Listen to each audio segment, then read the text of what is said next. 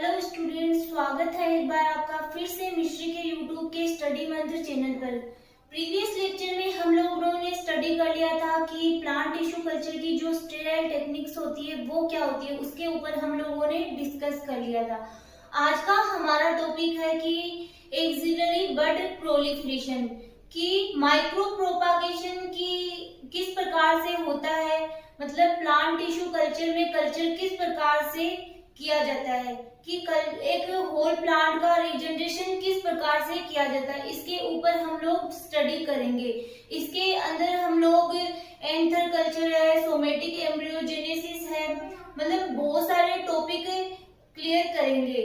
मतलब plant tissue culture की यहाँ से स्टार्ट होता है कि पहले हम लोग छोटी छोटी स्टेप बाय स्टेप इनको कंप्लीट करेंगे। जैसे आज का हमारा टॉपिक है एक्सिलरी बड प्रोलिफरेशन कि एक्सिलरी बड एक स्मॉल मतलब एक प्लांट के स्मॉल पार्ट के द्वारा किस प्रकार से होल प्लांट का रीजनरेशन होता है। फिर इसी के साथ आज हम लोग एडवेंटिज शूट प्रोलिफरेशन भी कंप्लीट करेंगे। और एग्जाम में आपके सीधा सीधा क्वेश्चन पूछ लिया जाता है कि एक्सिलरी बड प्रोलिफरेशन क्या होता है या फिर एडवेंटिज शूट प्रोलिफरेशन क्या होता है। तो आज हम लोग स्टडी करते हैं एक्सिलरी बड प्रोलिफरेशन।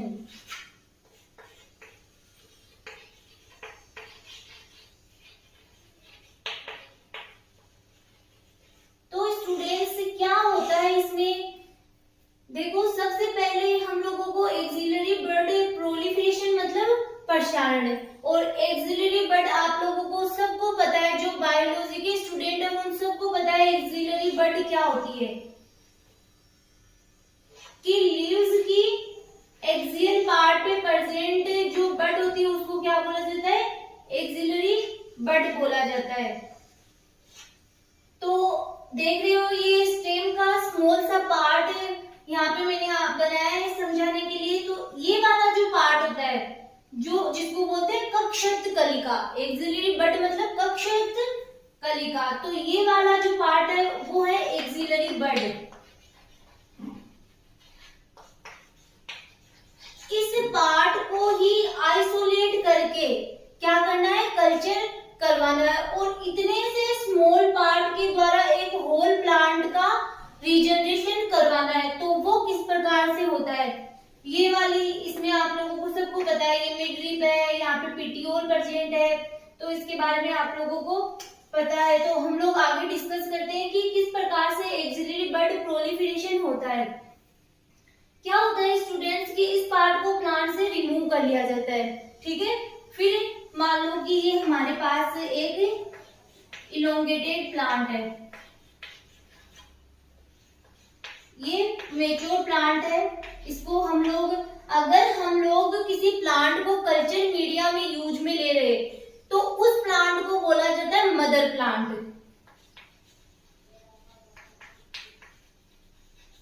ठीक है।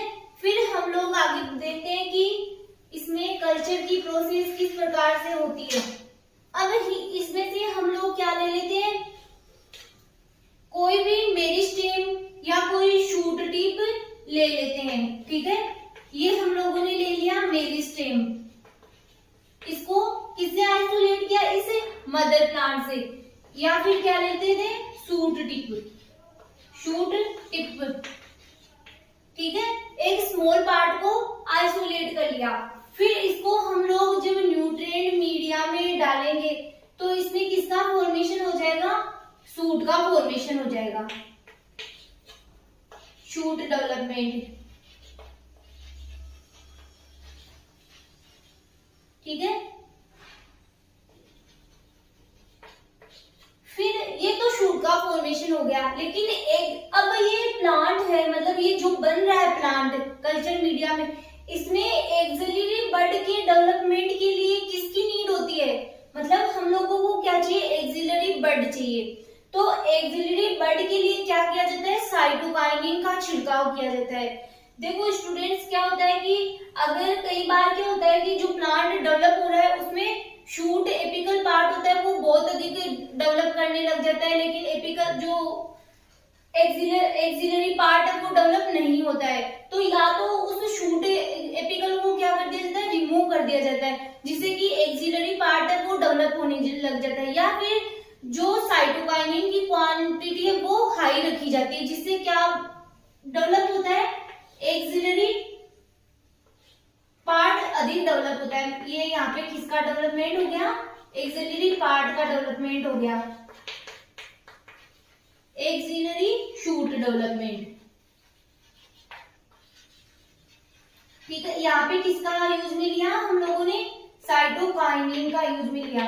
इसके जब हम लोग नोट्स प्रिपेयर करेंगे तब आपको और अच्छे से समझ में आ जाएगा कि किस प्रकार से एक्सिलरी शूट का डेवलपमेंट हो रहा है। फिर इसमें हम लोग क्या करते हैं, इस जो ये वाला हम लोगों को मतलब एक्सिलरी शूट मिला है उसको हम लोग ऐसे न्यूट्रिएंट मीडियम में डालते हैं जिसमें क्या होता है कि रूट का डेवलपमेंट होने लग जाता है। मतलब जो हम लोगों को ये प्लांट मिल रहा है, एक्सिलरी शूट डेवलप हो रहा है, उसको रूटिंग मीडियम में डालते हैं, जिससे इसमें किसका डेवलपमेंट हो जाता है, रूट का डेवलपमेंट हो जाता है।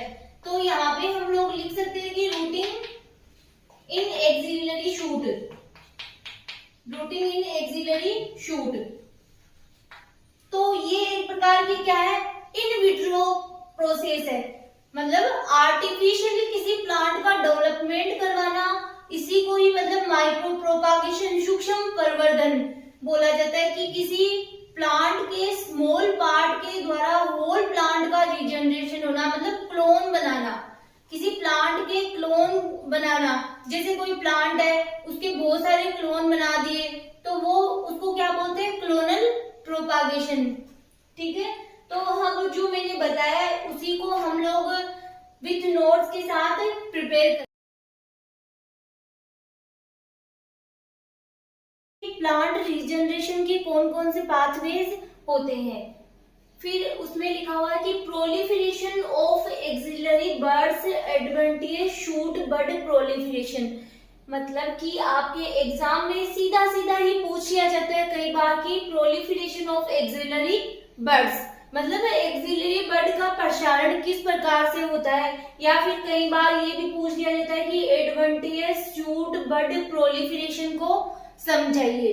तो मैं आपको ये दोनों टॉपिक ही आज कंप्लीट करवाऊंगी। तो फर्स्ट हम लोग बात करते हैं कि multiplication bye axillary birds apical shoots, मतलब जो एक्सिलरी बर्ड है उसमें मल्टीप्लिकेशन किस प्रकार से होता है, और एपिकल शूट मतलब कि ये एक्सिलरी बर्ड को इन विट्रो कंडीशन में रख के किस प्रकार से हम लोग एक्सिलरी बर्ड के द्वारा एक होल प्लांट का रीजनरेशन करते हैं।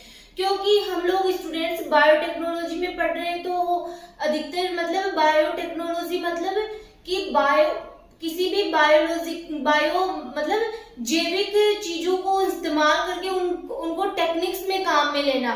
तो इसीलिए हम एक्सिलरी बर्ड को यूज में लेके उसके द्वारा होल प्लांट का रीजनरेशन करेंगे। तो यहाँ पे लिखा हुआ है, इसके आगे हम लोग पढ़ते हैं कि एक्टिवली डिवाइडिंग मेरिस्टेम, कि जो एक्टिवली डिवाइडिंग मेरिस्टेम मतलब बहुत ज्यादा सक्रिय जो मेरिस्टेम होता है वो कहाँ पे प्रेजेंट होता है, एक्सिलरी बर्ड और एपिकल शूट में प्रेजेंट होता है। ये यहाँ पे डायग्राम बनाया हुआ है जिसमें आप लोग देख सकते हो कि एक्सिलरी बर्ड, और बायोलॉजी के स्टूडेंट है तो आई थिंक सबको पता होता है कि एक्सिलरी बर्ड क्या होती है, मेरिस्टेम क्या होता है, शूट टिप क्या होता है। तो इनके बारे में हम लोग बस इनके नाम से ही डिस्कस करेंगे इनको, कि एक्सिलरी बर्ड की जो लीफ के एक्सिस में प्रेजेंट होता है वो ही क्या होती है, एक्सिलरी बर्ड होती है। तो एक्सिलरी बर्ड्स लीव्स की एक्सिल्स पर प्रेजेंट होती है या लोकेटेड होती है, जो कि शूट डेवलपिंग में केपेबल होती है। अगर हम लोग इसे इन विट्रो कंडीशन में ग्रो करवाए तो ये होल प्लांट को रीजनरेट कर सकती है, इसमें इतनी कैपेसिटी होती है। आगे हम लोग बात करते हैं कि माइक्रो प्रोपागेशन एंड, अब माइक्रो प्रोपागेशन मतलब सूक्ष्म प्रवर्धन, जिसको हम इसका भी एक लेक्चर लेंगे कि माइक्रो प्रोपागेशन क्या होता है, कि मतलब किस प्लांट के किसी भी छोटे पार्ट के द्वारा होल प्लांट का रीजनरेशन करना। एंड इन विट्रो मल्टीप्लिकेशन के माध्यम से meristem and shoot tip culture and axillary bud culture से होल प्लांट को डेवलप किया जा सकता है। कि इस लाइन का मीनिंग क्या हुआ कि जो माइक्रो प्रोपागेशन है या इन विट्रो कल्चर है उसके द्वारा एक मेरिस्टेम या फिर शूट टिप मतलब किसी प्लांट का मेरिस्टेम मतलब विभजोतक पार्ट या फिर शूट टिप कल्चर या क्या लिख सकते हैं कि एक्सिलरी बड कल्चर से होल प्लांट को डेवलप किया जा सकता है। तो मतलब ये जैसे एक्सिलरी बड है वो एक प्रकार का क्या प्लांट का स्मॉल पार्ट है, उसके द्वारा भी होल प्लांट का रिजनरेशन किया जा सकता है। फिर है बड कल्चर।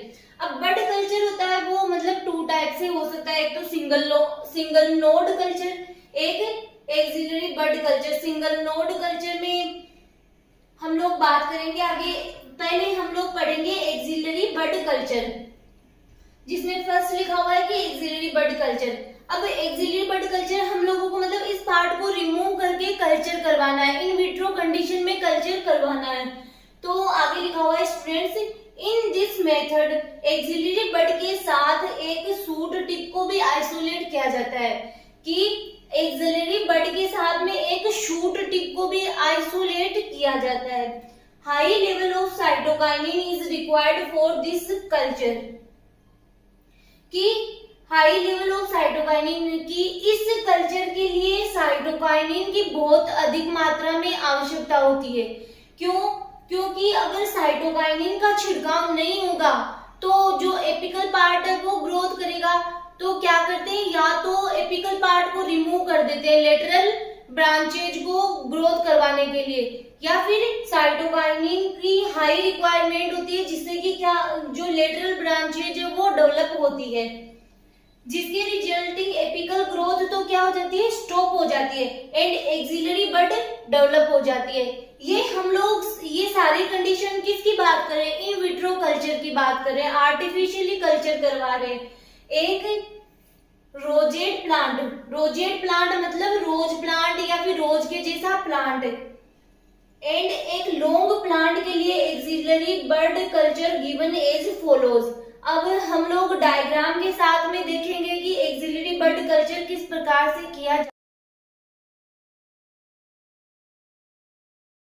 आगे हम लोग डिस्कस करते हैं डायग्राम के साथ में कि ये एक रोजेट प्लांट लिया है, उसका हम लोगों ने क्या आइसोलेट किया, मेरिस्टेम या फिर शूट टिप को आइसोलेट किया और उसको फिर कल्चर मीडिया में कल्चर करवाया। तो हम लोग क्या देखते हैं कि इसमें जब इसको न्यूट्रिशन मीडियम में डालते हैं तो इसमें शूट डेवलपमेंट हो जाता है, और जब हम लोग इसमें साइटोकाइनिन का हाई मात्रा में यूज करते हैं मतलब हाई क्वांटिटी में साइटोकाइनिन यूज करते हैं तो एपिकल शूट की जगह पे जो एक्सिलरी ब्रांचिंग है वो डेवलप हो जाती है। फिर है हम लोग मतलब इसको जो ये हमें प्राप्त हुआ एक्सिलरी ब्रांचिंग मतलब डेवलप हो रही, इसको हम लोग क्या करते हैं फिर रूटिंग मीडियम में ट्रांसफर करते हैं, जिससे कि इसमें जो एक्सिलरी शूट होता है, एक्सिलरी ब्रांचिंग होती है, उसमें क्या डेवलप हो जाता है, रूट डेवलप हो जाती है। फिर हम लोग इसको थोड़े दिनों बाद में सॉइल में ट्रांसफर कर देते हैं। तो ये है मतलब एक प्रकार के रोजेट प्लांट के रूप में, और हम लोग अब देखते हैं एक इलोंगेटेड प्लांट के रूप में कि किस प्रकार से उसका नोड को आइसोलेट किया जाता है और मेरिस्टेम और shoot tip isolated and cultured. ये एक इलोंगेटेड प्लांट है जिसका एक तो हम लोगों ने क्या लिया, मेरिस्टेम या फिर शूट टिप को कल्चर करवाया, या एक हम लोगों ने क्या लिया, नोड लिया, इसका नोड लेकर उसको आइसोलेट मतलब नोड को आइसोलेट किया प्लांट से और फिर उसको कल्चर करवाया। तो हम लोग क्या देखते हैं मतलब इनको जब न्यूट्रिशन मीडियम में रखते हैं तो इसमें थोड़े दिनों बाद में शूट डेवलप हो जाता है। शूट डेवलप होने के बाद में जब हाई क्वांटिटी में साइटोकाइनिन का यूज किया जाता है तो वही सेम सिचुएशन यहाँ पे होती है कि एक्सिलरी ब्रांचिंग का डेवलपमेंट होता है। जब एक्सिलरी ब्रांचिंग डेवलप हो जाती है तो हम लोग इसको रूटिंग मीडियम में ट्रांसफर कर देते हैं। रूटिंग मीडियम में ट्रांसफर करने के बाद में थोड़े दिनों बाद में हम देखते हैं तो मतलब इसमें रूट डेवलप हो जाती है। जो ये बायोटेक्नोलॉजी में मतलब कल्चर करवाना है, कल्चर की प्रोसेस है, वो आप लोगों को धीरे धीरे ही समझ में आएगी। जब मतलब हम लोग जब माइक्रो प्रोपागेशन पढ़ेंगे, एंथर कल्चर है उसको भी हम लोग स्टडी करेंगे, हम लोग सोमेटिक एम्ब्रियोजेनेसिस मतलब जैसे जैसे हम टॉपिक टॉपिक आगे बढ़ेंगे, टॉपिक पढ़ेंगे, तो वैसे वैसे ही आप लोगों को धीरे धीरे ये समझ में आने लग जाएगा कि किस प्रकार से मतलब एक प्लांट का फॉर्मेशन हो रहा है, कि एक स्मॉल पार्ट के द्वारा होल प्लांट का रीजनरेशन हो रहा है। एक साथ में आपको नहीं समझ में आएगा, तो आप लोग घबराइए नहीं कि क्या लिख दिया, कुछ ही नहीं, धीरे धीरे आप लोगों को ये इजीली समझ में आने लग जाएगा, बहुत इजी है। नोट डाउन करना है कि for a good axillary bud culture the cytokinin auxin ratio are around 10:1। यह परिवर्तनशील है, मतलब जो एक्सिलरी बर्ड कल्चर है उसके लिए साइटोकाइनिन एंड ऑक्सिन का जो रेशियो होता है ना वो 10:1 होना चाहिए। ये परिवर्तनशील है, मतलब ये किसके ऊपर डिपेंड करता है, ये डिपेंड करता है कि एक्स प्लांट के रूप में हम कौन से प्लांट स्पीसीज को ले रहे हैं, तो ये उसके ऊपर डिपेंड करता है, एक्स प्लांट के ऊपर, उसके अनुसार ही ये रेशो चेंजेबल है, बदल सकता है। ठीक है, आगे है एंड प्लांट की स्पीसीज के नेचर एंड यूज किए गए एक्स प्लांट के डेवलपमेंट पर यह डिपेंड करती है। समटाइम एक्सिलरी बड डेवलपमेंट में एपिकल मेरिस्टेम इंटरफेयर करता है। जैसा कि मैंने आप लोगों को बताया कि कभी कभी क्या होता है कि एक्सिलरी बड के डेवलपमेंट की जगह जो शूट एपिकल है वो डेवलप हो जाता है, तो उसको क्या कर दिया जाता है, रिमूव कर दिया जाता है, या फिर जैसा कि बताया कि साइटोकाइनिन का बहुत अधिक मात्रा में यूज में लेने पर एक्सिलरी बड का डेवलपमेंट होता है, so it has to be removed, या फिर इसको रिमूव किया जाता है। जब आपके एक्सिलरी बड प्रोलिफरेशन एग्जाम में आए तो आपको यहाँ तक लिखना है, जो मैंने अभी तक बताया उसको यहाँ तक ही नोट डाउन करना है, मतलब यहाँ तक ही आपको एग्जाम में लिख के आना है। अगर आपको मल्टीप्लीकेशन बाय एडवेंटियस शूट पूछे या एडवेंटियस शूट प्रोलिफरेशन पूछे तो आपको ओनली इस पार्ट में से, मतलब इसके ऊपर वाला पार्ट जो मैंने अभी करवाया है पोर्शन, वो आपको नहीं लिखना है। कहाँ से, एक्सिलरी बड प्रोलिफरेशन को छोड़ देना है, ठीक है, उसके ऊपर वाला पोर्शन आपको लिखना है और उसके बाद में आपको ये यहाँ से लिखना है। आई थिंक आपको समझ में आ गया होगा मैंने क्या बताया। तो मल्टीप्लीकेशन बाय एडवेंटियस शूट, अब एडवेंटियस शूट के द्वारा किसी होल प्लांट को रीजनरेशन करना। स्टेम एंड लीव्स स्ट्रक्चर जो नॉर्मल एक्सिलरी रीजन के अलावा अन्य स्थान पर स्थित प्लांट के टिश्यूज पर नेचुरली बनती है, वो क्या कहलाती है, एडवेंटियस शूट कहलाती है। जैसे कि ट्यूबर है, राइजोम है, बल्ब है, ये सारे किस में आते हैं, एडवेंटियस शूट में आते हैं।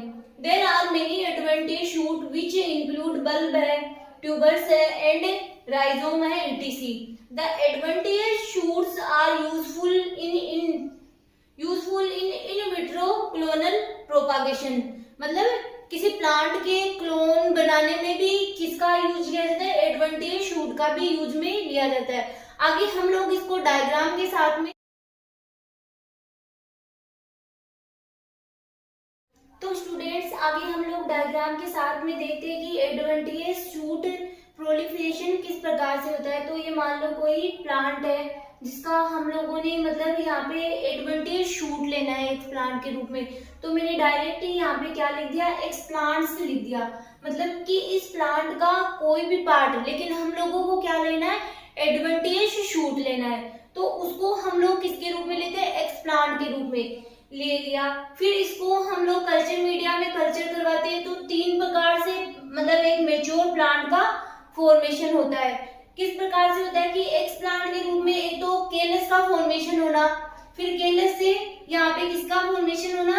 अब केलस क्या होता है, हम लोग पिछले लेक्चर में पढ़ चुके हैं कि केलस होता है वो इररेगुलर मास होता है पेरेन्काइमेटस सेल से बना, जिसमें कि क्या होता है, जिसको कि अगर हम लोग न्यूट्रिशन मीडियम में डालते हैं तो डिफरेंशिएशन की प्रोसेस स्टार्ट होती है और उसके द्वारा होल प्लांट का रीजनरेशन किया जा सकता है। तो वही सेम यहाँ पे क्या है कि इसको अगर न्यूट्रिशन मीडिया में कल्चर करवाते हैं तो इसमें पहले फ्रूट का फॉर्मेशन होता है, फिर इसको हम लोग रूटिंग मीडियम में ट्रांसफर करते हैं तो इसमें रूट का फॉर्मेशन होता है। किसके द्वारा हो रहा है, ये केलस फिर एक मेच्योर प्लांट का फॉर्मेशन होता है। सेकंड हम लोग देखते हैं कि एक प्लांट से डायरेक्ट केलस का फॉर्मेशन न होकर किसका फॉर्मेशन हो जाता है, शूट का फॉर्मेशन हो जाता है। अब हम लोग मतलब पढ़ रहे हैं कि एक तो एक प्लांट से किसका फॉर्मेशन हो रहा है, केलस का, एक हो रहा है एक प्लांट से डायरेक्ट ही किसका, शूट का फॉर्मेशन।